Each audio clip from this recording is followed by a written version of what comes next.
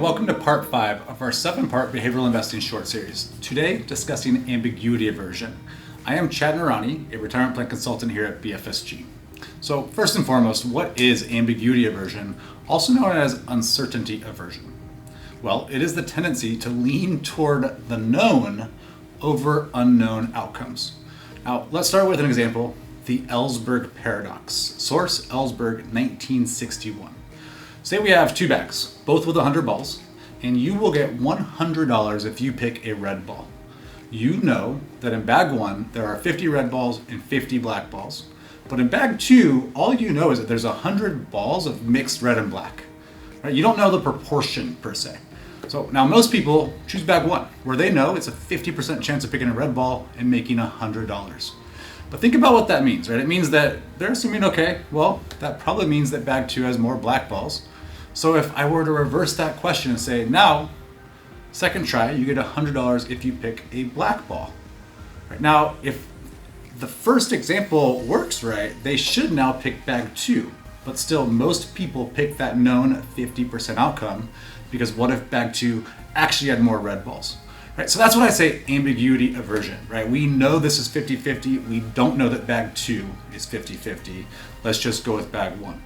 Now, think about how this works in the world, right? From school to the corporate world to government settings. This may lead to continued use of failing systems instead of implementing new policies or programs that have the potential for improvement. And the reason for that is that the existing system, even if not optimal, can feel safer because we know it and it's predictable, while a new system that's not guaranteed to succeed may leave us worse off in the end. Right? It might leave us better, but we don't know that for sure. Now, when you think about investing, this very often may lead investors to pick more conservative investments with known and regular payouts, think like dividends, rather than a more uncertain investment, even if the latter has significantly more upside in the end. Now, an important note here, before we conclude this thing, is that risk and ambiguity, or uncertainty, are not the same thing. If someone tells you an investment is guaranteed to make money, I highly recommend you should run as fast as possible the other direction. There is no such thing as a 100% guaranteed return on your investment.